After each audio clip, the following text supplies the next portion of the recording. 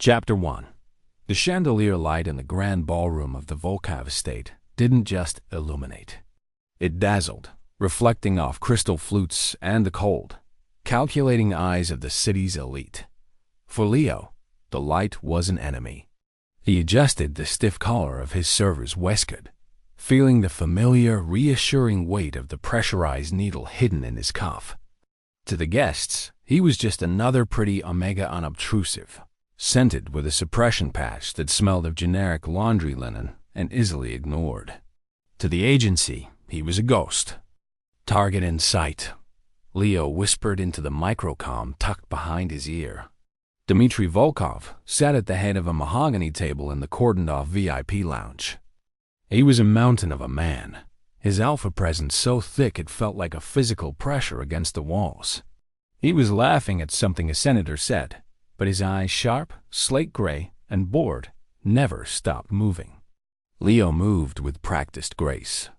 He lifted a vintage bottle of Chateau Latour from the ice bucket and glided toward the lounge. His heart rate didn't spike. He was a machine of biological precision.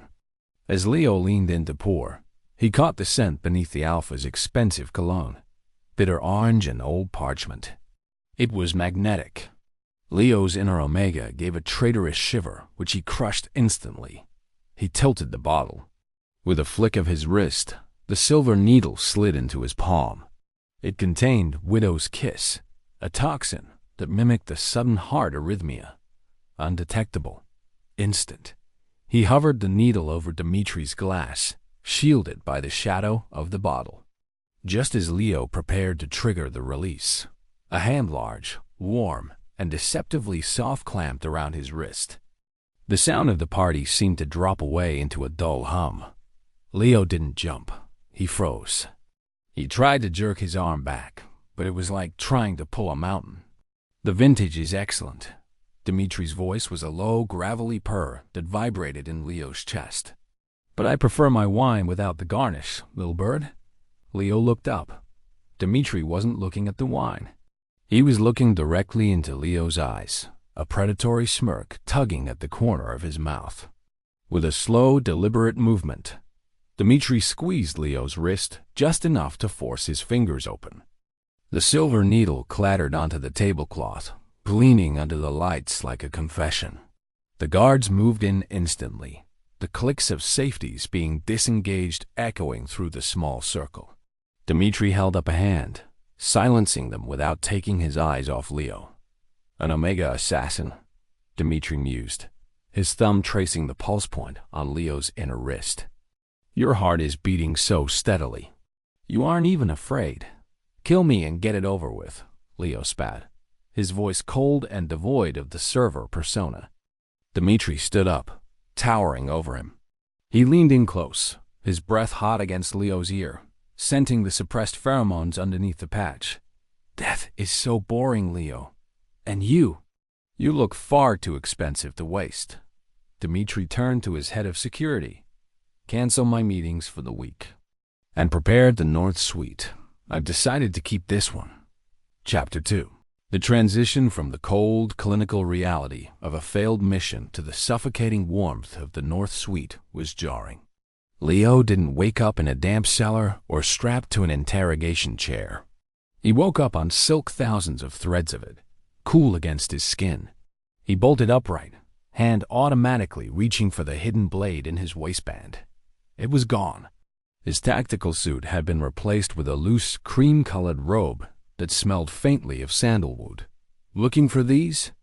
Dimitri was sitting in a high-backed velvet armchair by the fireplace, a glass of amber liquid in one hand, and Leo's confiscated gear, the needle, a ceramic blade, and his cums spread out on the coffee table like morbid curiosities. Leo slid off the bed, his bare feet sinking into a rug thick enough to hide a person's ankles. He stood in a defensive crouch, eyes darting toward the heavy oak door. The locks are biometric, Dimitri said, not looking up from a file he was leafing through. And the windows are reinforced polycarbonate. You could headbutt them all night. You'd only end up with a headache. Why am I alive? Leo's voice was raspy. The Volkov family doesn't take prisoners. They take trophies or they take heads. Dimitri finally looked up. The firelight danced in his gray eyes, making them look like molten lead. I've spent 40 years surrounded by people who want to kill me because they hate me or because they want my throne. But you, he gestured to the needle, you were just doing a job. There's a certain purity in that. Dimitri stood, his alpha aura expanding to fill the room. It wasn't aggressive, but it was heavy, a territorial weight that made Li's omega instincts scream at him to lower his gaze. Leo fought it, chin tilted up in defiance.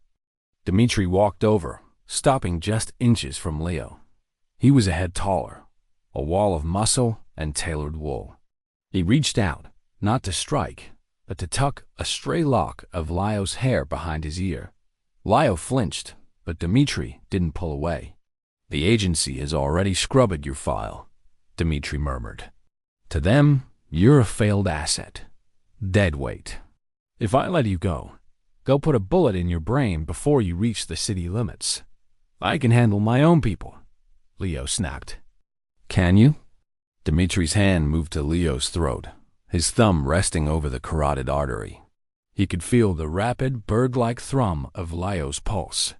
Stay here for 1 month. 1 month of luxury, safety, and my company. If at the end of 30 days you still want to kill me, I'll hand you a loaded gun and let you walk out the front door. Leo stared at him, searching for the catch. And if I stay, what do you get out of it? Dimitri smiled, and for the first time, it looked genuinely dangerous.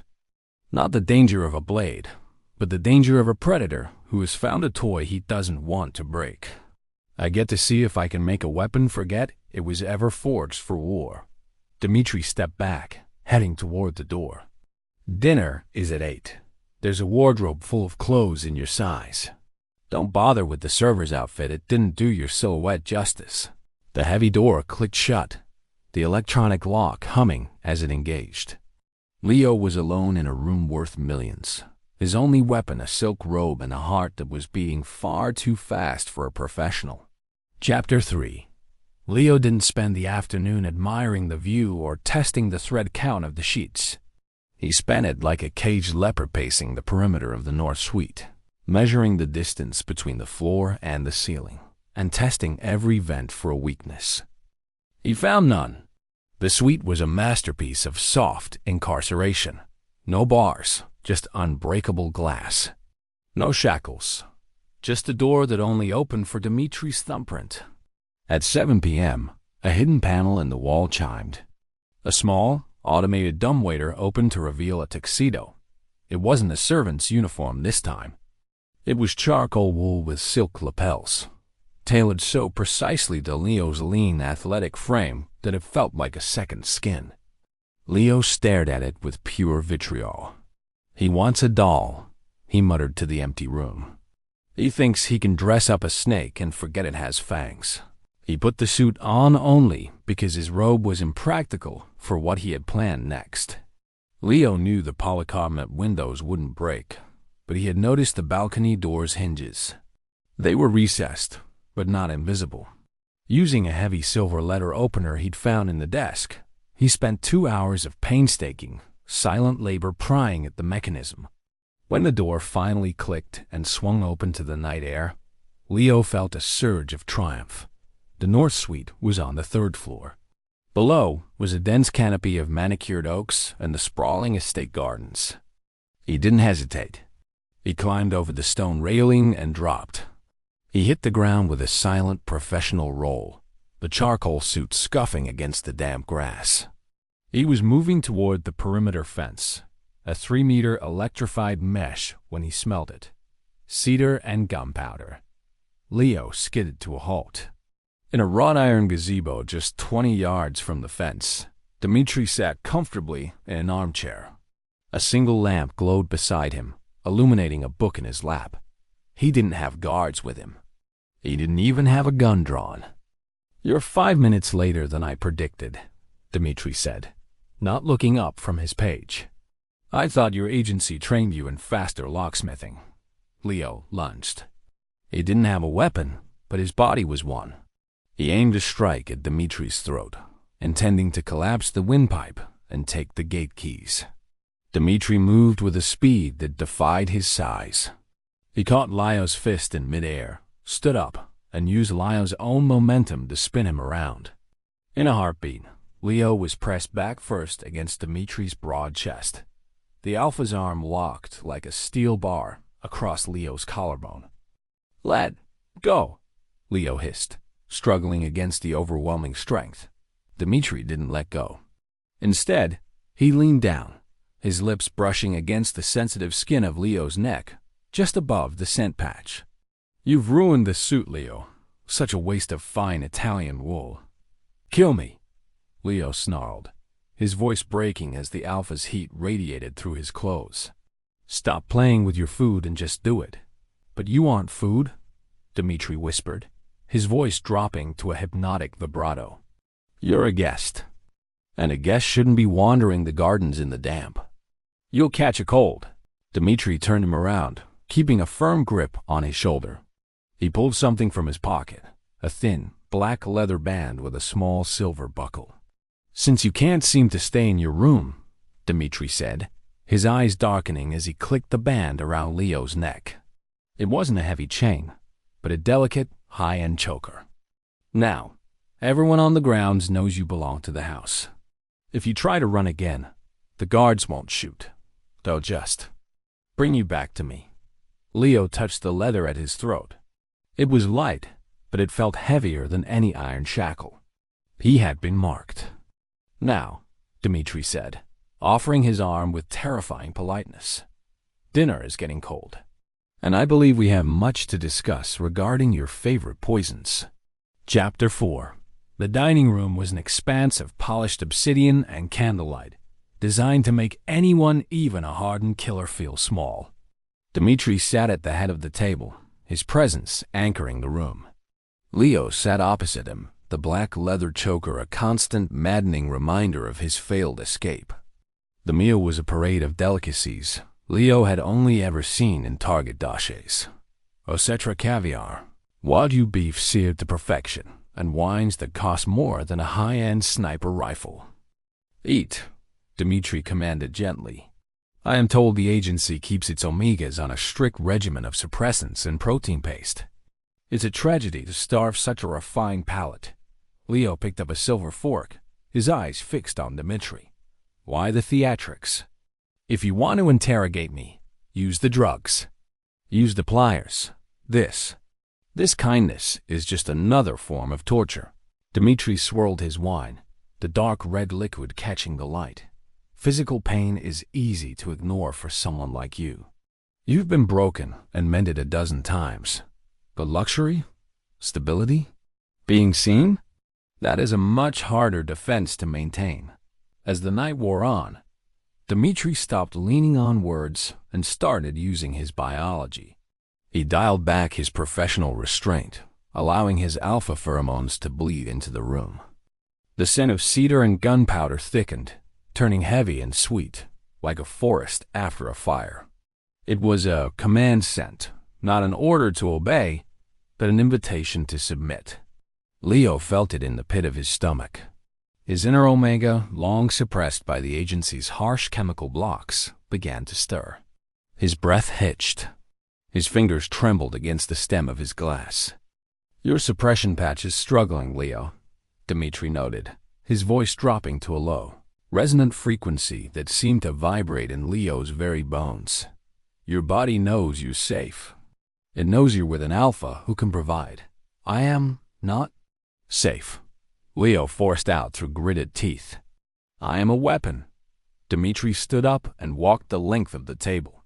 He didn't stop until he was standing directly behind Leo's chair. He didn't touch him, but the heat radiating from his body was a physical assault. A weapon doesn't have a favorite color. A weapon doesn't like the way the rain smells.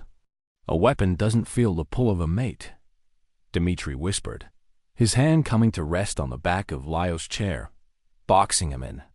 Leo looked up, his eyes wide and slightly hazy from the pheromonal overload. "I don't have a mate. Not yet," Dimitri replied. He reached down and traced the edge of the leather choker with his index finger. "But you're wearing my mark. And every time you breathe in my scent, you're realizing that the poison the agency told you about, the one that makes Alpha's monsters, was a lie." Dimitri leaned down, his nose brushing against Leo's temple. "The real poison, Leo, is the realization that you actually like it here." Leo surged upward, intending to headbutt the boss, but his knees buckled. The sheer weight of the Alpha's presence was like a physical hand pressing him down. Dimitri caught him around the waist, holding him steady. For a second, Leo's face was buried in Dimitri's neck. He took a breath. A deep, involuntary one. The scent hit him like a drug. It was the most beautiful thing he had ever felt. "Go to bed, Leo," Dimitri said, his voice surprisingly soft as he righted the trembling Omega. "Tomorrow, we begin your education in the fire things. I think we'll start with the art gallery." Chapter 5. The following morning, Leo woke up not to the harsh buzzing of an agency alarm, but to the soft chime of a digital clock and the smell of freshly brewed espresso. The leather choker felt like a permanent part of his skin now, a light, constant pressure that reminded him he was no longer a shadow, but a guest of the most powerful man in the city. Dimitri didn't summon Leo to an office. Instead, he met him in the estate's private gallery, a long, sun-drenched hall filled with Renaissance masterpieces and modern abstracts. "Everything in this room was fought for," Dimitri said, gesturing to a massive oil painting of a stormy sea. "Beauty is the only thing that justifies the violence of our world, don't you think?" Leo walked past a sculpture, his eyes darting for weaknesses in the security cameras. "I think beauty is a distraction, a way to make people forget where the money came from." Dimitri stepped closer, holding a small velvet-lined box. "Then let's see if I can distract you." He opened the box to reveal a briolet-cut diamond necklace. The stones were teardrops of frozen light, strung on a platinum chain so fine it looked like a spider's silk. As Dimitri stepped behind him to fasten the gems above the leather choker, Leo felt a cold, familiar spark of opportunity. His fingers twitched. A platinum chain was just a garrote by another name. Dimitri's hands were steady, his fingers brushing Leo's nape as he clicked the clasp. The Alpha's scent, that intoxicating mix of cedar and gunpowder, wrapped around Leo, momentarily clouding his focus. Now, Leo spun, his hands flying upward. He grabbed the ends of the necklace, twisting the expensive chain around his knuckles and lunging for Dimitri's throat. He put every ounce of his trained strength into the strike, aiming to cut off the Alpha's air. Dimitri didn't even flinch. He caught Leo's wrists in midair, his grip like iron manacles. He didn't pull away. He stepped into Leo's space, forcing the Omega back against a marble pedestal. "A bold choice," Dimitri chuckled, his chest vibrating against Leo's. "Using a gift as a weapon. It shows you're still thinking like a soldier." "I am a soldier," Leo hissed, struggling as the diamonds dug into his own palms. "No," Dimitri said, his voice dropping to a dangerous silky depth. He reached up and gently uncurled Leo's fingers from the chain. "A soldier follows orders. A partner makes choices. If you want to choke me, Leo, don't use something as crude as a chain." Dimitri leaned down, his lips ghosting over Leo's ear. "Use your hands. Use your scent. Make me want to stop breathing for you. That is real power." Dimitri released him and adjusted Leo's collar, smoothing out the fabric as if nothing had happened. He left Leo standing there, trembling not from fear, but from a terrifying surge of heat that had nothing to do with the sun in the gallery. Leo looked at his reflection in the glass of a painting. The diamonds glittered against the black leather of his mark. He looked like a masterpiece, one that was being slowly, meticulously rewritten by the man who owned the gallery. The poison was working. For the first time in his life, Leo didn't just want to kill his target. He wanted to know what it felt like to be the person Dimitri saw when he looked at him. Chapter 6. The air in the North Suite had turned thick, not with the scent of lilas or the expensive sandalwood of the estate, but with something primal. Leo lay on the silk sheets, his skin flushed a feverish pink. The heat had arrived 3 days early, triggered by the constant, overwhelming presence of Dimitri's alpha pheromones. For an Omega assassin, heat was a death sentence. The agency usually suppressed it with brutal chemical injections that left Leo hollow and shivering. Here, there were no needles, only the rising tide of his own biology. Leo curled into a ball, clutching a pillow that, to his shame, he had dragged from the sofa because it smelled most strongly of Dimitri. His training screamed at him to find a weapon, to barricade the door, to be the predator. But his body was demanding a protector. A soft chime echoed. The biometric lock chirped, and the heavy oak door groaned open. Dimitri stepped in. He had discarded his suit jacket, his white shirt unbuttoned at the collar. The moment he entered, the room's atmosphere shifted. His scent Cedar and Gunpowder hit Leo like a physical wave. "Stay back," Leo gasped, his voice cracking. He tried to scramble toward the headboard, but his limbs felt like lead. If you touch me now." Dimitri stopped 6 feet from the bed. His jaw was set tight. His gray eyes darkened to the color of a storm-tossed sea. As an alpha, the scent of an unmated Omega in heat was a siren song, a command to claim. But Dimitri didn't move. He sat down on the floor, leaning his back against the foot of the bed, putting a solid barrier of wood and distance between them. "I'm not going to touch you, Leo," Dimitri said, his voice strained but steady. "I told you, I want your heart, not just your biology." Leo looked over the edge of the mattress, confused. "You're an alpha. You're supposed to—" "The agency said you turn into a beast. The agency lied to you about a lot of things," Dimitri replied. He reached behind him, placing a cool, damp cloth and a bottle of chilled water on the edge of the bed. "I've tripled the guards outside this wing. No one enters. Including me, if that's what you want." Hours passed. The fever peaked and ebbed. Every time Leo let out a soft whimpering moan, he heard Dimitri's voice from the floor low, rhythmic, and grounding. Dimitri told him stories, not of crime or power, but of the stars, of the history of the estate, and of the person he was before he became a boss. Leo found himself inching toward the foot of the bed, drawn to the heat of the man sitting just inches away through the mahogany frame.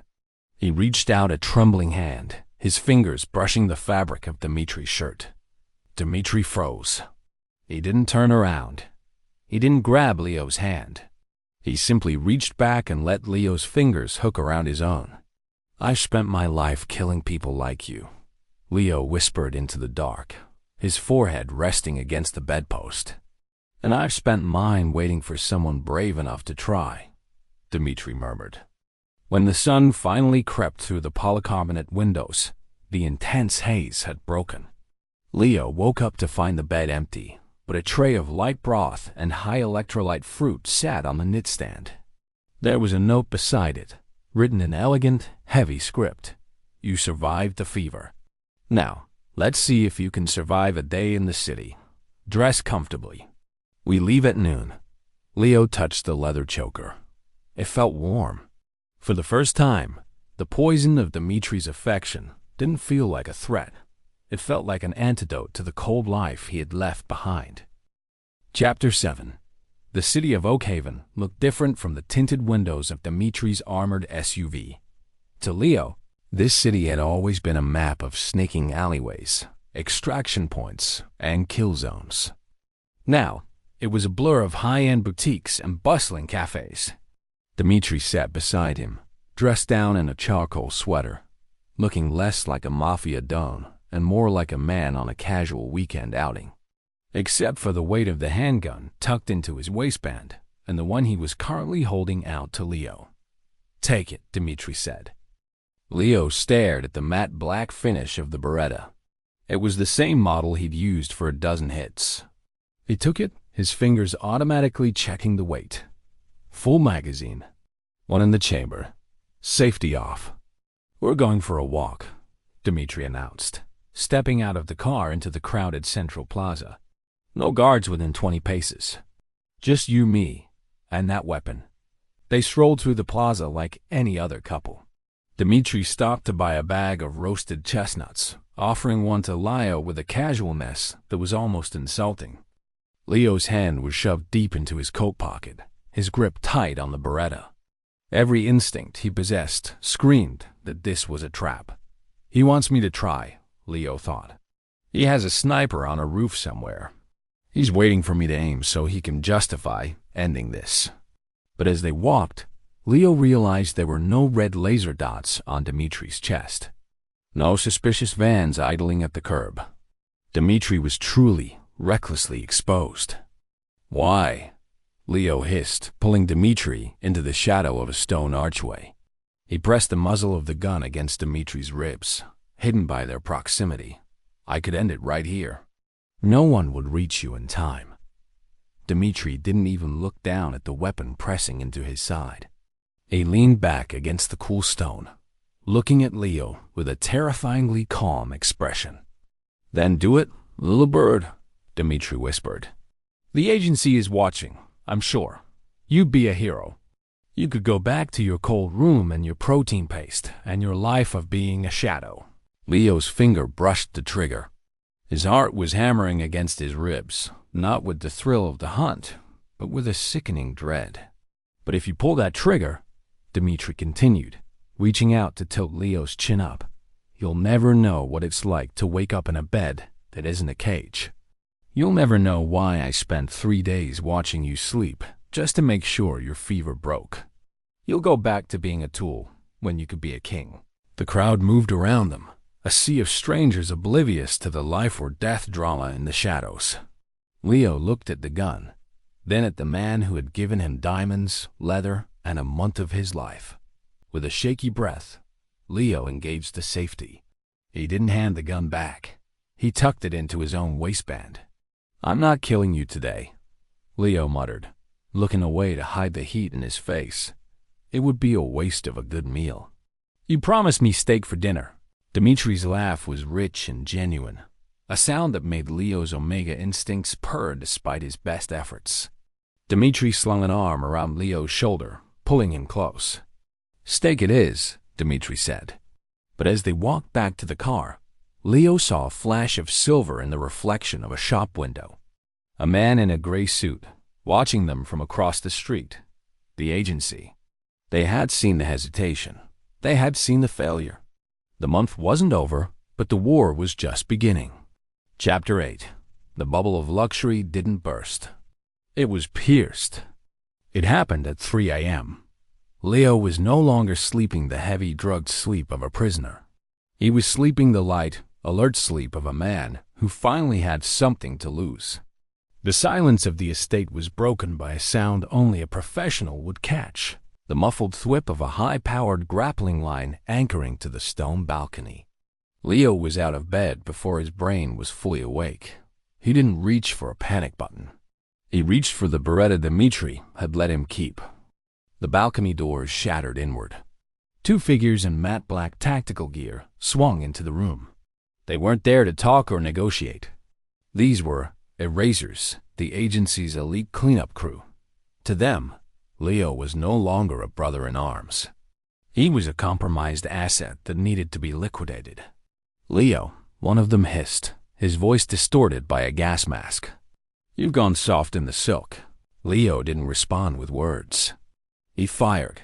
The first eraser went down, but the second lunged, a combat knife gleaming in the moonlight.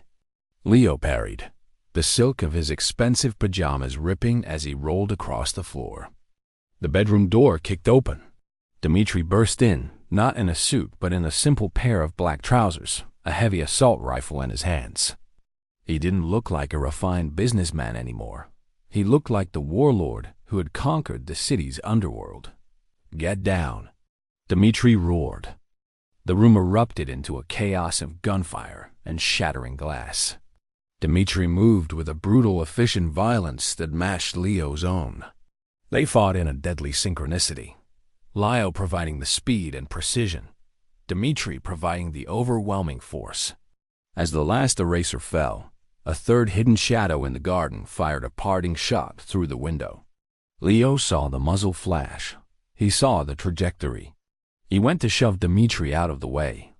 But Dimitri was already moving not to dodge, but to shield. The bullet tore through the fleshy part of Dimitri's shoulder. The Alpha didn't scream. He simply grunted, the impact spinning him around as he returned fire, neutralizing the sniper in the trees with a single cold-blooded shot. The silence that followed was deafening. The room smelled of ozone, copper, and the sharp, panicked tang of Leo's omega pheromones. Dimitri leaned against the bedpost, his face pale, blood beginning to soak through his white undershirt. He looked at the bodies of the men Leo used to call family. You stayed, Dimitri panted, clutching his shoulder. You had the chaos. You could have run. Leo dropped the gun, his hands shaking for the first time in his career. He stepped over the wreckage of his gilded cage and caught Dimitri before the Alpha's knees could buckle. I don't leave my debts unpaid, Leo whispered, his voice thick with an emotion he couldn't name. And you still owe me 3 weeks of luxury. Leo guided the massive man down onto the bed, the same bed where Dimitri had watched over him during his heat. The roles had officially shifted. The predator was bleeding, and the weapon was the only thing keeping him alive. Chapter 9. The high-tech security of the Volkov estate had finally caught up, the sirens wailing in the distance.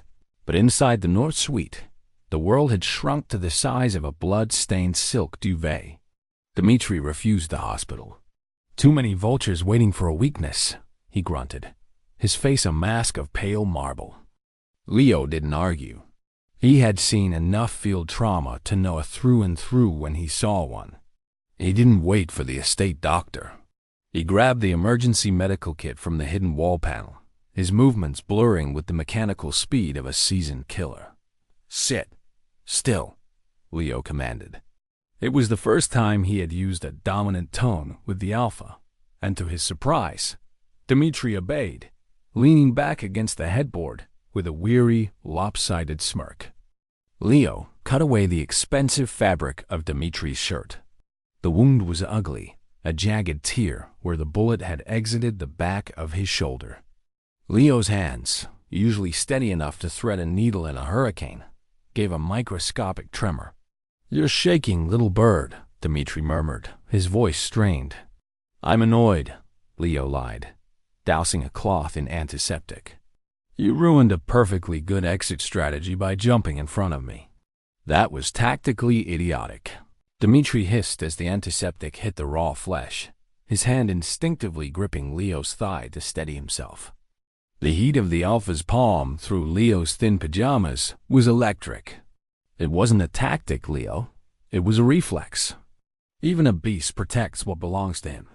The room fell into a heavy silence, broken only by the rhythmic snip of medical shears and the clink of forceps. Leo worked with a focused intensity, stitching the wound with the same precision he used to assemble a rifle. As he leaned in close to tie off the final suture, his scent now clear of the suppression patches and tinged with the sharp, metallic tang of worry mingled with Dimitri's. The cedar and gunpowder was faint now, replaced by the scent of salt and iron, but it still made Leo's heart ache in a way no physical wound ever could. There, Leo whispered, taping a clean bandage over the site. He didn't pull away. He stayed in Dimitri's space, his fingers lingering on the edge of the gauze. Dimitri reached up with his good arm, cupping Leo's cheek. His thumb traced the line of the leather choker. Why did you stay, Leo? Really? The window was open. The guards were distracted. You could have been halfway to the border by now. Leo looked down at his blood-stained hands. The agency taught me that everyone is a target or a handler. You're the first person who treated me like a person. He looked up, his blue eyes glassy. I realized I'd rather be a prisoner in your house than a free man in their world. Dimitri pulled him down, gently forcing Leo to lay his head on his uninjured shoulder. It was a position of total submission, but for the first time, it didn't feel like a defeat. You aren't a prisoner anymore, Leo. Dimitri whispered into his hair. "The agency tried to kill you tonight. In their eyes, you're dead. You're a ghost now. And ghosts can go anywhere they want." Leo closed his eyes, listening to the steady, heavy thrum of Dimitri's heart. He was a professional assassin, trained to never leave a trace. But as he drifted off to sleep in the Alpha's arms, he knew he had finally been caught, not by a trap, but by the very thing he had been sent to destroy. Chapter 10. The week following the attack was a blur of high-tension recovery. The North Suite, once a prison, had become a war room. Dimitri, his arm in a sling of dark silk, spent his days barking orders into encrypted phones, while Leo sat by the window, cleaning the Beretta with a rhythmic, lethal focus. The air between them had changed. It wasn't the predator and the prey anymore. It was something far more volatile. Leo looked at the digital calendar on the wall. Day 30. The month was up. According to the deal, today was the day Dimitri was supposed to hand him a loaded gun and open the front gate. Leo felt a strange, hollow ache in his chest, a phantom limb of a life he wasn't sure he wanted to return to. "You're staring at the clock, Leo," Dimitri said, his voice cutting through the silence. He was standing by the mahogany desk, a heavy gold key in his hand. "I'm a punctual person," Leo replied, his voice devoid of its usual bite. Dimitri walked over, his stride slow and deliberate. He didn't look like a man about to lose his prize. He looked like a man about to make his final move. He held out the gold key. "This opens the private garage. There is a car waiting for you, fueled and wiped of any trackers. There is a bag in the trunk with a new identity, 500,000 in cash, and a passport that even the agency can't trace." Leo stared at the key. It was the ultimate golden handcuff. Freedom, handed to him on a silver platter by the man he was supposed to kill. "And the catch?" Leo whispered. "There is no catch," Dimitri said, his gray eyes softening. "But there is an alternative. You could stay, not as a guest, not as an assassin, but as my consort, my shadow, the person who shares the throne I've spent my life building." Dimitri reached out, his thumb brushing the leather choker Leo still wore. "You've spent your life as a tool for men who didn't know your name. Stay here, and you'll be the only person in the world I answer to." Leo looked at the key, then at Dimitri's hand. His Omega instincts were humming, a low-frequency vibration of belonging that made his skin itch. He thought of the cold, gray walls of the agency and the sterile smell of the kill zones. Then he looked at the warmth of the room, the scent of cedar and gunpowder, and the man who had bled to protect him. "You're a fool, Dimitri," Leo said, his voice trembling. "If I stay, the agency will never stop coming. I'll bring the war to your doorstep." "Leo," Dimitri leaned in, his forehead resting against Leo's. "I am the war, and I'd rather fight it with you by my side than live in a peace where you don't exist." Leo took the key. For a heartbeat, Dimitri's expression flickered with a rare shadow of pain. But then, Leo walked over to the fireplace and tossed the gold key into the heart of the embers. The metal glowed red, then white, as the plastic fob melted away. Leo turned back, his blue eyes fierce. "I don't need a car, and I don't need a new identity." He stepped into Dimitri's space, his hands grabbing the Alpha's lapels. "But if I stay, we do this my way. No more guest status. If they come for us, I'm the one who pulls the trigger."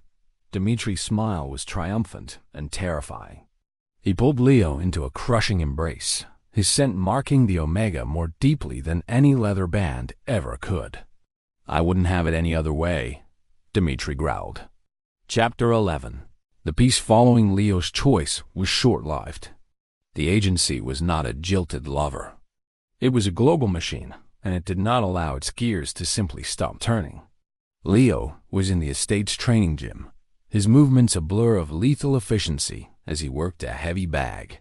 When the wall-mounted monitor flickered to life, it wasn't the estate's security feed. It was a distorted, graining video, a live stream. Leo froze, his gloved fist hovering inches from the leather. On the screen was an elderly woman, her silver hair disheveled. Sitting in a kitchen, Leo recognized from his few memories of before.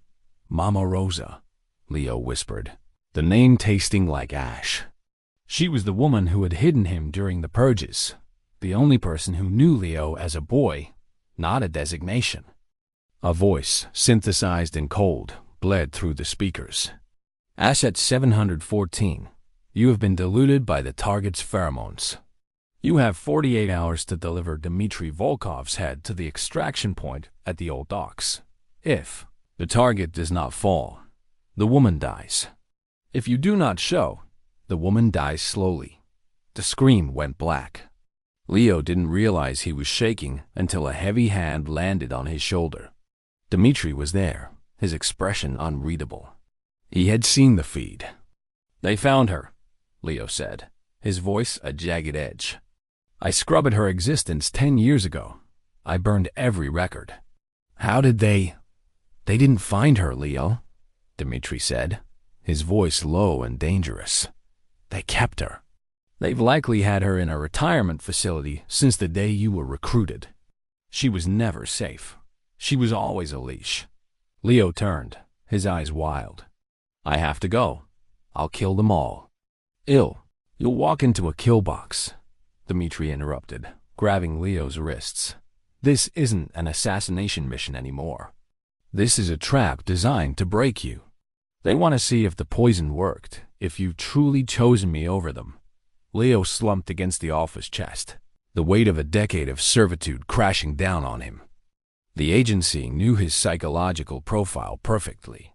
They knew he could handle torture, but he couldn't handle the blood of the only person who had ever loved him on his hands. I can't let her die, Dimitri, Leo choked out. But I can't. I can't kill you. Dimitri pulled back, looking Leo in the eye. There was no fear in the boss's gaze, only a terrifying cold resolve. Then don't kill me. Give them exactly what they asked for. Leo frowned, confused. What? We're going to give them my head, Dimitri said, a dark smirk playing on his lips. But we're going to do it on my terms. We have 48 hours to stage a miracle. For the first time, the boss and the assassin began to plan as true partners. It wasn't about diamonds or silk anymore. It was about the brutal, tactical reality of war. Dimitri opened his private armory, and Leo began to kit out, not as a server, but as the wraith the agency had spent millions to create. As Leo checked the slide on his suppressed rifle, he looked at the leather choker in the mirror. He didn't take it off. If this goes wrong, Leo said, his voice steady.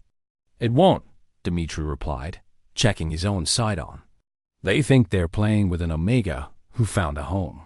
They've forgotten they're dealing with the man who owns the city and the ghost who knows all their secrets. The clock was ticking. The poison in Leo's heart had turned into something else, loyalty. And loyalty was a far more dangerous weapon than any toxin. Chapter 12. The air in the dining hall was frigid.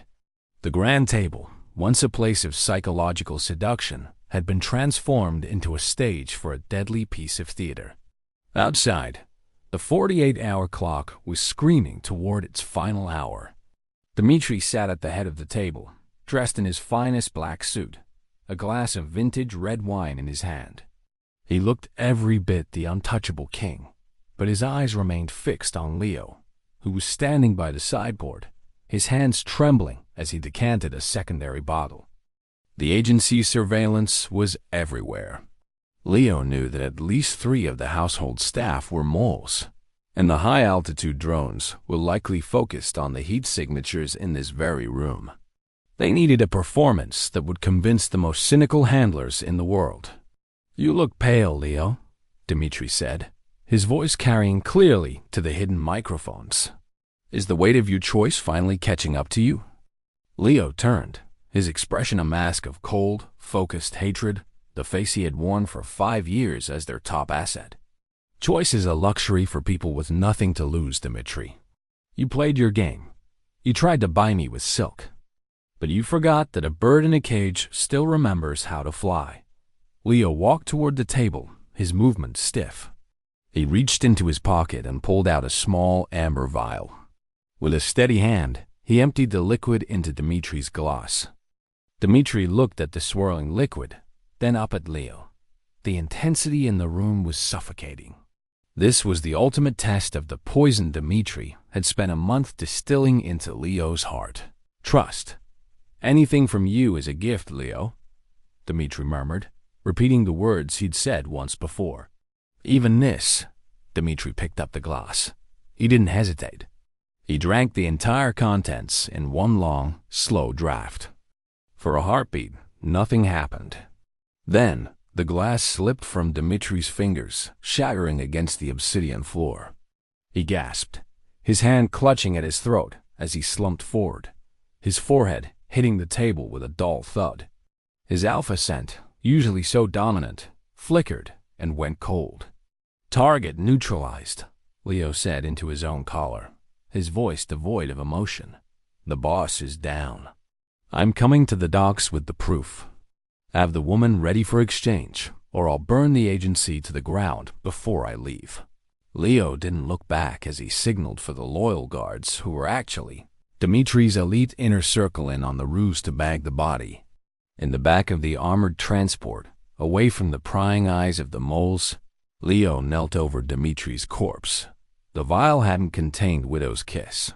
It was a cocktail of paralytics and beta blockers designed to mimic death for exactly 90 minutes, a technique Leo had perfected for extraction hits. Leo pressed 2 fingers to Dimitri's neck. There was no pulse, no breath. To the world, Dimitri Volkov was dead. Leo leaned down, whispering against the Alpha's cold ear. "You better wake up when I hit the signal, you arrogant bastard. Because if you don't, I'm going to kill everyone at those docks.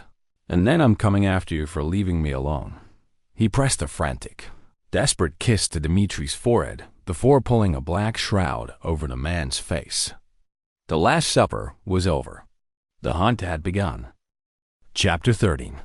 The old docks were a graveyard of rusted shipping containers and skeletal cranes, shrouded in a thick, salt-heavy fog. It was the perfect place for a ghost to return to the living. Leo stepped out of the black transport, his silhouette sharp against the moonlight. Behind him, 2 of Dimitri's most trusted men, acting as hired muscle, carried a heavy black body bag. Standing in the center of the pier was Handler Vane, the man who had raised Leo in the agency.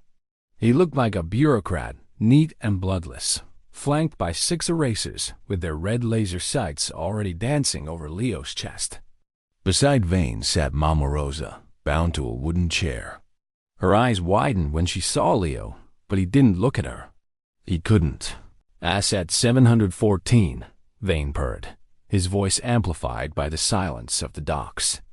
"You look different. The silk has softened your edges. Tell me, was the boss as easy to break as we predicted?" "He's in the bag," Leo said, his voice a flat, dead metallic rasp. "Check the vitals. Then give me the woman."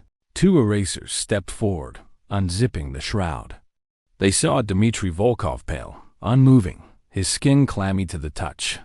One of them pressed a finger to the Alpha's neck. No pulse. "Target confirmed, Kia," the eraser signaled. Vane smiled, a thin, predatory expression. "Excellent. Now, finish the protocol. Kill the woman. We can't have any loose ends trailing our star pupil." Leo didn't flinch. "That wasn't the deal. The deal changed the moment you let him touch you. 714, Vane snapped. "You're compromised. Kill her, or we kill you both." Leo reached into his jacket. But he didn't pull out a silenced pistol. He pulled out a small, high-frequency detonator. 90 minutes are up, he whispered. Inside the body bag, Dimitri's eyes snapped open. The antidote, a concentrated shot of adrenaline triggered by a hidden patch on his inner thigh, slammed into his system. The corpse exploded into motion. Dimitri sat up, a submachine gun he'd been lying on appearing in his hands like a magic trick. At the same moment, Leo dove for Mama Rosa, pulling a hidden ceramic blade from his sleeve and slicing her bonds in one fluid motion. Get down. Leo roared. The fog was torn apart by gunfire. Dimitri moved with the hibernating rage of a bear woken midwinter, his alpha aura flaring so brightly it was almost visible. Leo was a whirlwind of silver and lead, moving through the erasers like a reaper. He wasn't fighting for the agency's approval anymore. He was fighting for the home he had built in the North Suite.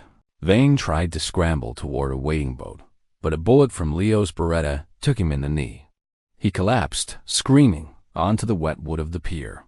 Leo walked toward him, his boots clicking rhythmically. He stood over his former handler, the leather choker around his neck, gleaming in the moonlight. "You told me affection was a poison, Vane," Leo said, pressing the hot muzzle of the gun against the man's forehead. "But you were wrong. It's a fuel." "Leo, wait," Vane gasped. Bang. The silence returned, heavier than before. Dimitri approached, his shoulder wound from the previous week bleeding slightly from the exertion, but his gaze was steady. He looked at Leo, then at the trembling woman Leo was now holding. Leo looked up at the boss. The poison had reached his heart, but he didn't feel sick. He felt alive. "She's safe," Dimitri said, resting a heavy blood-streaked hand on Leo's neck, his thumb tracing the silver buckle of the choker. "And the agency knows better than to come back to my city." "They'll try," Leo murmured, leaning into the touch. "Let them," Dimitri growled. "I have the best assassin in the world guarding my bed." Chapter 14. 6 months had passed as the fog cleared at the old docks. The Volkov estate was no longer a fortress of cold stone and secrets. It had become a sanctuary.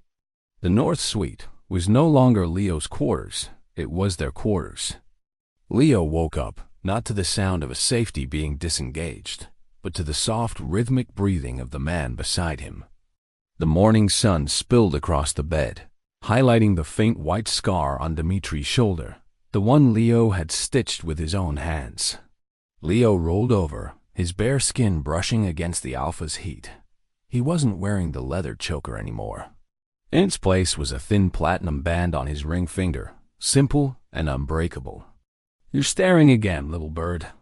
Dimitri's voice was a morning growl, thick with sleep and affection. He didn't open his eyes, but his arms snaked out, pulling Leo flush against his chest. "I'm calculating the odds of you getting up before noon," Leo teased, his fingers tracing the tattoos on Dimitri's forearm. "The board of directors is waiting. You have a city to run. Let them wait," Dimitri murmured, burying his face in the crook of Leo's neck. He inhaled deeply, savoring the scent of an Omega who was no longer suppressed, no longer afraid. Leo smelled of crisp snow and the expensive tea Dimitri bought him by the crate. Mama Rosa was settled in a cottage on the far edge of the estate, surrounded by rose bushes and guards who took their orders directly from Leo. The agency had gone silent, not because they had forgiven, but because the cost of retiring Leo had become higher than any contract was worth. To the world, Asset 714 was a myth. To Dimitri, Leo was the heartbeat of the house. Leo looked at the bedside table. There sat a small velvet-lined box. Inside wasn't a needle or a garrote, but a collection of vintage fountain pens. Leo had taken up calligraphy, a hobby that required the same steady hand as assassination, but produced something beautiful instead of something broken. "Do you regret it?" Dimitri asked suddenly, finally opening his slate-gray eyes. He looked at the window, then back at Leo. "The life you had? The freedom of the shadows?" Leo leaned up, pressing a lingering kiss to the corner of Dimitri's mouth. "The shadows were lonely, Dimitri. And freedom is just another word for having nowhere to go." He pulled the duvet tighter around them, a small, genuine smile tugging at his lips. "You poisoned me, boss," Leo whispered. "You filled my head with the idea that I deserve to be happy. I don't think there's an antidote for that." Dimitri let out a low, satisfied rumble, his alpha aura wrapping around Leo like a warm cloak. "Good, because I have no intention of letting you recover." Downstairs, The estate was buzzing with the business of the Volkov empire. But up here, in the golden light of the bedroom, there were no targets. There were no missions. There was only an alpha who had learned to lead with his heart, and an assassin who had finally found a reason to put down the blade.